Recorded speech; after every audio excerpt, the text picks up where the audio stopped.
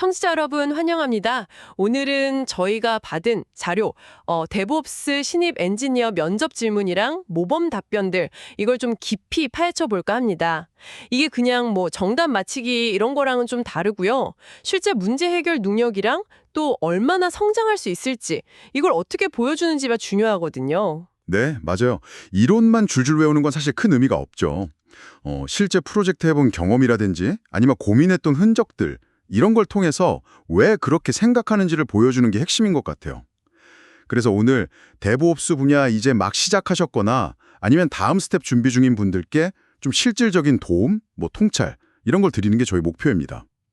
자, 그럼 바로 첫 번째 주제로 넘어가 볼까요? 첫 번째는 로그 파싱 문제인데요. 서버 로그에서 그 404 not found 에러 그거 일으킨 IP 주소랑 요청 경로 뽑아내라는 건데 면접관 앞에서 바로 정규 표현식 써야 한다니 이거 생각만 해도 손에 땀이 나네요. 그렇죠. 이게 근데 단순히 뭐 정규 표현식 문법 아냐 이걸 보려는 건 아니고요. 주어진 데이터, 그러니까 좀 비정형적인 데이터 속에서 필요한 정보만 딱 정확하게 뽑아내는 능력, 이걸 보려는 거죠. 그 자료에 나온 답변 예시 보면 좀 재밌는 게 두 가지 접근법을 다 보여주거든요. 두 가지나요? 네. 하나는 그냥 우리 리눅스 쉘에서 많이 쓰는 그랩이나 어우크 같은 명령어 있잖아요. 이걸 파이프로 쭉 연결해서 쓰는 방식. 뭐 예를 들면 grep 404 access.log, 어우크 print parcel 7 뭐 이런 식으로요. 다른 하나는 이제 파이썬 같은 걸로 그 리모듈 써서 프로그래밍적으로 접근하는 방식이고요. 그렇군요. 이라는 게 맨날 똑같진 않잖아요. 아, 맞아요. 엔진엑스 다르고 아파치 다르고. 그렇죠. 네, 커스텀 포맷 쓸 수도 있고 그래서 예시 답변에도 로그 포맷 다르면 그거 맞춰서 패턴 수정해야 한다 이 말이 나오는데 바로 이 유연성, 적응력 이게 핵심입니다. 주어진 문제의 그 표준 로그 포맷 말고 다른 변형이 나올 수도 있으니까 그럼 어떻게 대처하지? 여기까지 생각해야 하는 거죠. 아하. 단순히 404 문자열 찾는 걸 넘어서 IP 주소 형식, 뭐 dd+.dd+.dd+.dd+ 이런 거나 요청 경로 패턴 get/s+, http 같은 거 이런 걸 이해하고 표현할 줄 알아야 한다는 거네요. 근데 그 답변 예시에 보면 복잡한 로그 패턴 경험은 좀 부족하지만 로그 스탯이 그룹 패턴이나 파이썬 리 모듈 심화 학습 계획 있다. 이렇게 좀 솔직하게 말하는 부분이 있잖아요. 이거 괜찮은 건가요? 모르는 걸 모른다고 해도? 오히려 더 좋을 수 있어요. 네, 신입한테 모든 걸 다 알기를 기대하진 않거든요, 사실. 중요한 건 내가 뭘 모르는지 알고 있고 그걸 앞으로 어떻게 채워나갈 건지 그 구체적인 계획이랑 의지를 보여주는 태도 이게 중요합니다. 아, 계획과 의지. 네, 그냥 모릅니다 하고 끝나는 게 아니라 로그 스탯이 그룹 패턴이나 파이썬 리 모듈 심화 학습처럼 좀 구체적인 키워드를 딱 던져주면 이 친구가 이 분야에 관심도 있고 기본적인 조사는 해봤구나 이런 인상을 주죠. 그리고 로그 샘플 받아서 다양하게 실습해보겠다 이런 말은 되게 적극적이잖아요. 문제 해결에 대한 이런 자세가 좋은 거죠. 이건 비단 정규 표현식 문제뿐만 아니라 다른 기술 질문에서도 다 통하는 얘기예요. 확실히 배우려는 자세가 중요하군요. 알겠습니다. 자, 그럼 다음 주제. 이거 정말 개발자든 인프라 담당자든 피할 수 없는 숙명 같은 에러죠. 502 배드 게이트웨이. 화면에 그냥 덩그러니 502 떠 있으면 진짜 가슴이 철렁하는데요. 그렇죠. 이 에러가 딱 발생했을 때 어떤 가능성들을 좀 떠올려야 할까요? 자료에 나온 답변은 뭘 짚고 있나요? 네, 그 502 에러라는 게 근본적으로는 게이트웨이 역할하는 서버 있잖아요. 보통 웹서버, 엔진엑스나 아파치 같은 거, 아니면 로드 밸런서. 얘네가 뒤쪽에 있는 백엔드 서버한테 뭔가 요청했는데 유효한 응답을 못 받았다는 신호거든요. 아, 중간 연락책이 뭔가 문제가 생긴 거네요. 그렇죠. 중간 연락책이 최종 담당자한테 연락했는데 답이 없거나 아니면 이상한 소리 하거나 그런 상황이랑 비슷해요. 자료의 답변 예시를 보면 크게 한 3가지 원인을 제시하고 있어요. 3가지요. 네. 첫째는 이게 제일 흔한 경우인데 백엔드 서버. 예를 들면 와스 서버나 아니면 직접 만든 애플리케이션 서버 자체가 그냥 죽었거나 아니면 요청 처리하는데 너무 오래 걸려서 타임아웃 나는 경우. 답변 예시처럼 학습 서버에서 와스 프로세스가 갑자기 죽었을 때 엔진X에서 502를 봤다. 이런 구체적인 경험 얘기해주면 좋죠. 아, 경험 기반 답변이 중요하군요. 그렇죠. 둘째는 네트워크 문제예요. 게이트웨이 서버랑 백엔드 서버 사이의 통신 경로 자체에 뭔가 문제가 생긴 거죠. 뭐 방화벽이 포트를 막고 있다거나 아니면 내부 DNS 설정이 잘못돼서 서버 이름으로 IP를 제대로 못 찾는다거나. 기본적인 네트워크 지식이네요. 네. 그리고 셋째는 게이트웨이 서버 자체의 설정 오류. 엔진X 설정 파일에서 백엔드 서버 주소나 포트, 그 프록시 파스 같은 거 있잖아요. 그거 잘못 적었거나 아니면 로드 밸런싱 할 때 헬스 체크 설정이 이상해서 멀쩡한 서버를 죽었다고 판단하고 연결 안 하는 경우도 있을 수 있고요. 아, 설정 실수. 네. 답변자가 개인 프로젝트에서 엔진X랑 플라스크 연동하는데 주니콘 포트 설정을 엔진X에 잘못 적어서 커넥션 리퓨즈드 로그랑 같이 502 봤다. 이렇게 구체적인 경험, 그것도 로그까지 언급하면서 얘기한 건 되게 좋아요. 왜냐하면 그냥 원인만 쭉 나열하는 게 아니라 아, 내가 진짜 이런 경험해봤고 로그 보고 이렇게 해결했다. 이걸 보여주니까요. 아, 원인이 정말 생각보다 훨씬 다양하네요. 단순히 백엔드 서버 문제려니 하면 안 되고 네트워크, 프록시 설정까지 다 봐야 하는 거군요. 근데 이렇게 502 에러가 났을 때 로그를 본다고 하셨는데 좀 구체적으로 어떤 로그를, 어떤 순서를 보는 게 좀 효과적일까요? 자료에서는 어떻게 접근하라고 하나요? 아, 좋은 질문이에요. 502는 말씀하신 것처럼 원인이 워낙 다양해서 그냥 막 이것저것 찔러보는 것보다 좀 체계적으로 접근하는 게 주요하거든요. 자료 답변에서도 그 로그 확인의 중요성을 되게 강조하는데 보통은 이런 순서로 접근하는 게 좋습니다. 일단 제일 먼저는 게이트웨이 서버, 그러니까 예를 들면 엔진X 에러 로그를 보는 거죠. 거기에 502 에러가 왜 났는지 구체적인 이유가 적혀 있을 가능성이 높아요. 커넥션 리퓨스드라든지 업스트림 타임드 아웃, No Live Upstreams 이런 단서들이에요. 아, 에러 로그에 단서가 있군요. 네, 액세스 로그를 보면 또 어떤 요청에서 주로 502가 나는지 그 패턴을 파악할 수도 있고요. 그 다음에는 이제 백엔드 서버 로그를 봐야죠. 워스나 애플리케이션 로그요. 백엔드 서버가 요청을 받았나? 받았다면 처리하다가 에러 뱉은 건 없나? 이런 거요. 엔진X 에러 로그에 별 단서가 없으면 백엔드 서버가 그냥 조용히 죽었거나 엄청 바쁜 상태일 수도 있거든요. 로그만으로 부족하면요? 로그만으로 안 보이면 이제 직접 상태를 봐야죠. 백엔드 서버 프로세스가 살아있는지, PS나 시스템 CTL 스테이터스 같은 걸로, 아니면 그 서버에 직접 컬 같은 걸로 요청 보내보면 응답이 오는지, 네트워크 연결구 테스트해봐야 하고요. 핑이나 트레이스 라우트, 아니면 네스텟이나 SS 같은 걸로 포트 열려있는지 확인하는 거예요. 그리고 마지막으로 관련 설정 파일들, 엔진X 설정, 방화벽 룰, 백엔드 앱 설정 같은 거 다시 한번 훑어보면서 혹시 잘못된 거 없나 체크하는 거죠. 이야. 이 과정을 쭉 따라가면 단순히 502 떴네, 이게 아니라 시스템의 어떤 부분, 네트워크인지, 게이트웨이 설정인지, 백엔드 로직인지, 자원이 부족한 건지, 어디서 문제가 시작됐는지 구체적으로 딱 집어낼 수 있게 되는 거죠. 이게 바로 시스템 전체를 보는 데브옵스 엔지니어의 문제 해결 방식이라고 할 수 있습니다. 정말 체계적이네요. 그냥 감으로 때려 맞추는 게 아니라 딱 증거, 로그나 상태 같은 걸 기반으로 범위를 좁혀나가는 거군요. 아까 답변자가 쿠버네티스나 MSA 경험 부족 언급하면서 모의 환경에서 일부러 장애 만들고 대응 매뉴얼 만들어 보겠다. 이런 계획 밝힌 것도 좀 인상 깊었거든요. 실제로 이런 연습이 도움이 많이 될까요? 그럼요. 아주 중요하죠. 특히 쿠버네티스나 MSA 환경은 구성 요소가 훨씬 많고 복잡하게 얽혀 있잖아요. 네, 그렇죠. 그래서 502 같은 에러 원인도 훨씬 더 다양하고 찾기가 어려울 수 있어요. 예를 들면 서비스 디스커버리 문제라든지 인그레스 설정 오류, 파드가 계속 죽었다 살아나는 루프에 빠졌다거나 아니면 사이드카 프록시 문제라든지 고려할 게 훨씬 많거든요. 이런 복잡한 환경에서 장애 딱 터졌을 때 실제 경험이나 이런 체계적인 연습 없이는 진짜 우왕좌왕하기 쉽죠. 아, 생각만 해도 아찔하네요. 그렇죠. 그래서 모의 환경에서 카오스 엔지니어링처럼 일부러 장애를 만들어서 해결하는 훈련을 하거나 아니면 대응 절차라도 미리 문서로 딱 만들어 두는 거. 이게 실제 상황에서 엄청 큰 도움이 됩니다. 내가 뭐가 부족한지 정확히 알고 그걸 채우려고 이렇게 구체적인 계획을 세웠다는 걸 보여주는 건 신입으로서 아주 좋은 자세예요. 장애 대응 훈련의 중요성, 네, 잘 알겠습니다. 다음은 기술 문제 해결만큼이나 중요한, 어쩌면 더 중요할 수 있는 프로세스 이야기인데요.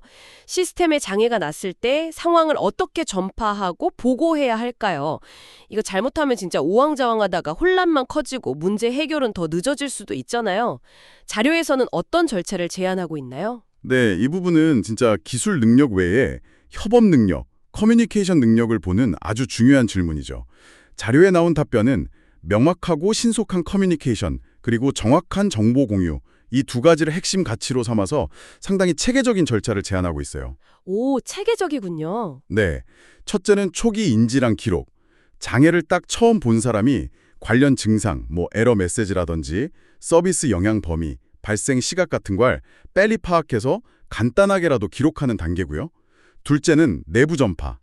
슬랙이나 지정된 채널에다가 지금 55 서비스 로그인할 때 OXX 에러 발생률 증가하는 거 확인 중입니다. 원인 파악 중이에요. 이런 식으로 최대한 간결하고 명확하게 초기 상황만 딱 공유하는 걸 강조해요. 괜히 추측이나 너무 많은 정보를 초반에 뿌리면 오히려 혼란스러울 수 있으니까요. 아, 초기에는 사실 위주로 간결하게. 그렇죠. 셋째는 역할 분담이랑 원인 분석 착수. 누가 어디를 맡아서 확인할지 빨리 정하고 분석 시작하는 거고요. 넷째는 주기적인 업데이트 공유. 아, 이게 진짜 중요해요. 주기적인 업데이트요. 될 것 같다 이런 걸 계속 공유해 주는 거죠. 그래야 관련자들이 다 상황을 알고 쓸데없이 계속 어떻게 됐어요 물어보는 걸 막을 수 있거든요. 그리고 마지막 다섯째가 복구 후에 공식 보고서 작성. 장애 원인이 뭐였고 실제 영향은 어땠고 어떻게 해결했고 그리고 제일 중요한 재발 방지 대책까지 포함해서 상세하게 기록하고 공유하는 단계입니다. 이 보고서가 나중에 비슷한 장애 막는데 아주 귀중한 자료가 되죠. 와, 듣고 보니 정말 체계적이네요. 특히 그 주기적인 업데이트 공유가 진짜 인상 깊어요. 장애 나면 정보가 딱 막히면 불안감이 엄청 커지는데 투명하게 계속 알려주는 게 중요하겠네요. 근데 그 답변 예시에 나온 것처럼 개인 프로젝트 하다가 AWS EC2 인스턴스 실수로 잠깐 내렸던 거. 이런 작은 경험이라도 이런 프로세스를 연습해봤다고 말하는 게 의미가 있을까요? 너무 좀 규모가 작아 보이기도 하는데? 아니요. 규모가 작더라도 프로세스를 경험했고 이게 왜 중요한지 알고 있다. 이걸 보여주는 건 매우 의미 있습니다. 중요한 건 경험의 크기가 아니에요. 아, 크기가 아니라? 네, 프로세스를 이해하고 이걸 적용하려고 하는 태도, 이게 중요한 거죠. 작은 실수였지만 슬랙으로 제가 실수로 이거 내렸습니다. 지금 복구 중입니다. 알리고 구글 독스에 간단하게라도 왜 그랬고 어떻게 조치했는지 기록했다는 거. 그 자체가 이 친구는 실제 업무 환경에서도 뭔가 일이 터지면 체계적으로 대응할 준비가 되어 있겠구나 이런 인상을 주는 거죠. 평소에 이런 습관을 들이는 게 중요하고 면접관은 이런 작은 경험 속에서도 지원자의 그런 잠재력이나 자세를 읽으려고 할 거예요. 아니라 거기서 뭘 배웠고 어떻게 적용하려 하는지 그 의지를 보여주는 게 핵심이네요.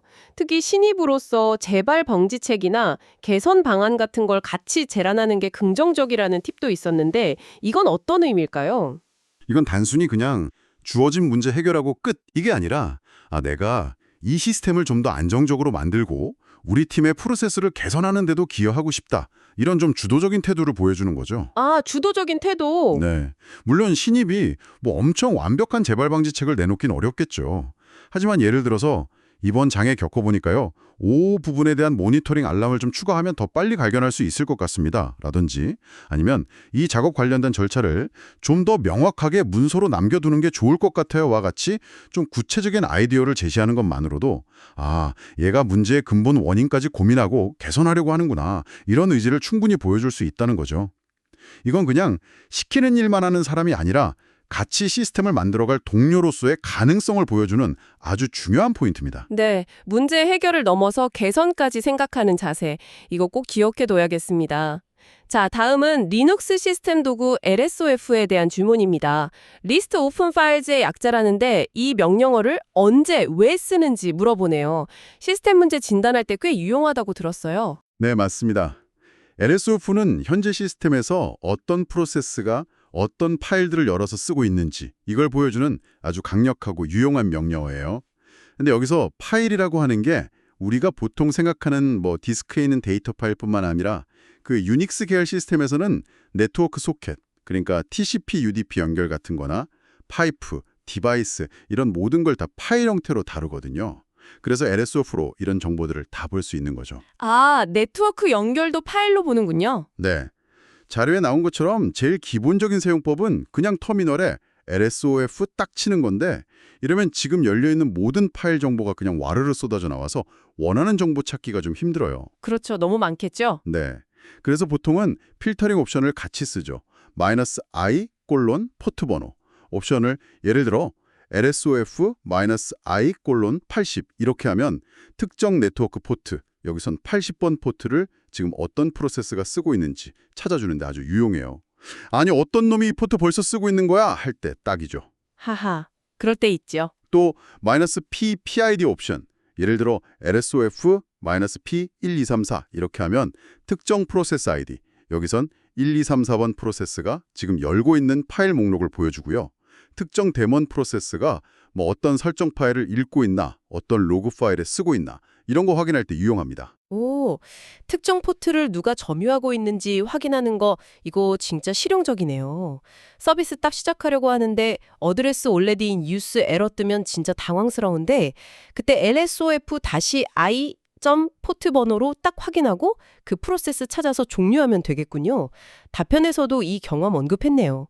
근데 답변자가 고급 옵션은 잘 모르지만 맨 LSOF로 찾아볼 수 있다고 말하고 파일 디스크립터 고갈 같은 자원 누수 문제 학습 의지를 보이는 점은 어떻게 봐야 할까요? 이것도 아까 로그 파싱 질문 때랑 좀 비슷한 맥락인데요.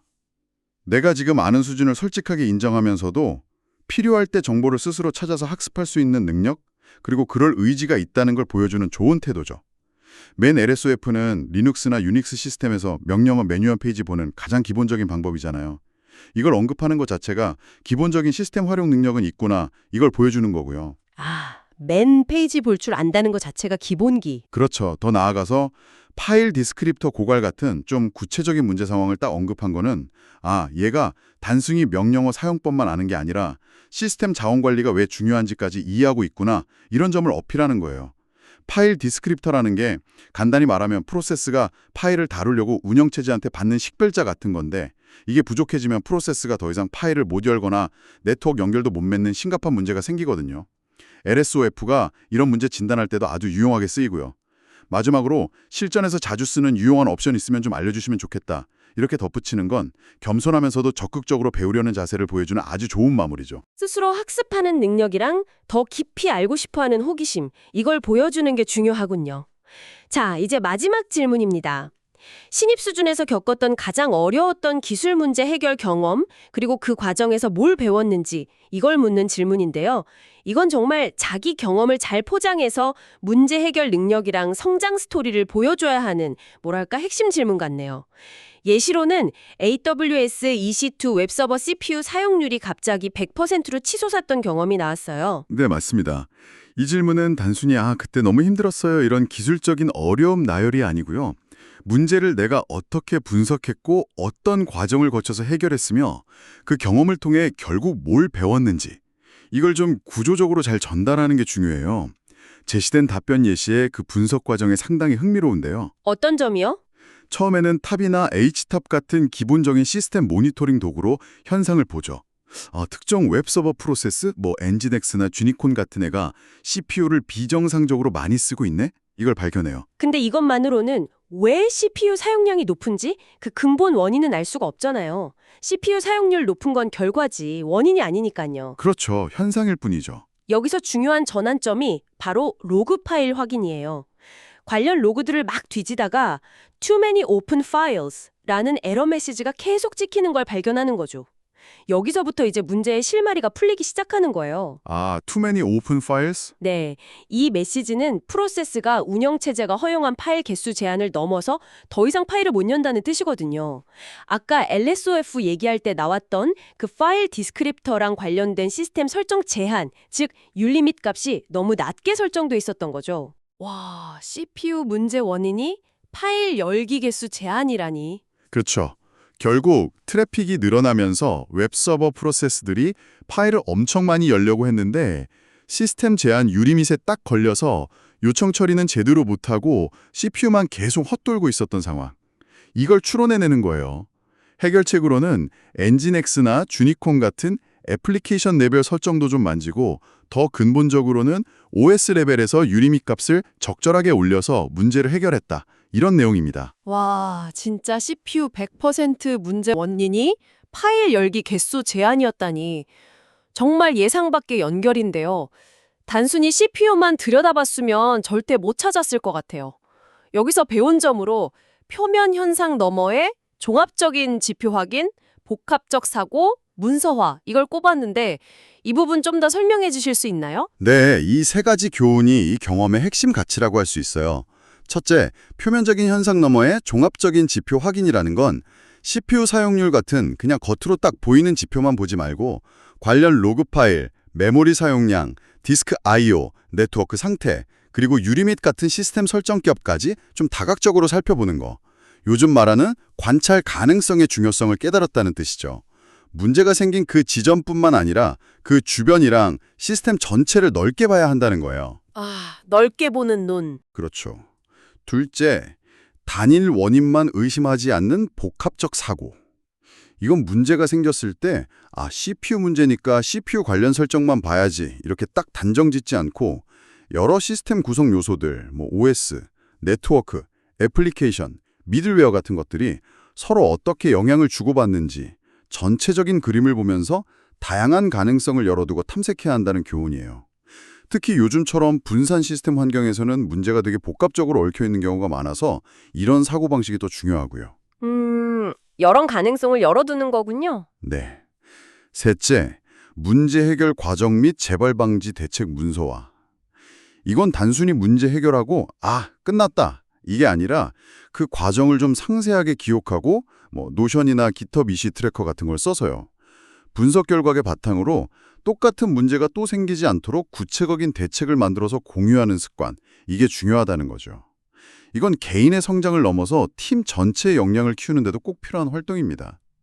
이 경험담은 청취자 여러분께도 그 시스템적인 사고랑 체계적인 문제 해결 접근법, 그리고 기록의 중요성, 이걸 아주 잘 보여주는 사례라고 생각해요. 정말 귀중한 교훈이네요. 겉보기엔 그냥 단순한 자원 부족 문제 같았는데 해결 과정을 보니까 시스템 전반에 대한 깊은 이해랑 체계적인 접근 방식이 꼭 필요하다는 걸 알 수 있었습니다. 자, 지금까지 여러 질문이랑 답변 예시들을 쭉 살펴봤는데요. 전반적으로 뭔가 공통적으로 드러나는 중요한 태도 같은 게 있는 것 같아요. 네, 맞습니다. 모든 답변 예시들을 쭉 꿰뚫는 핵심적인 태도가 있다면 그건 바로 솔직함이랑 성장 지향성인 것 같아요. 솔직함과 성장 지향성. 네.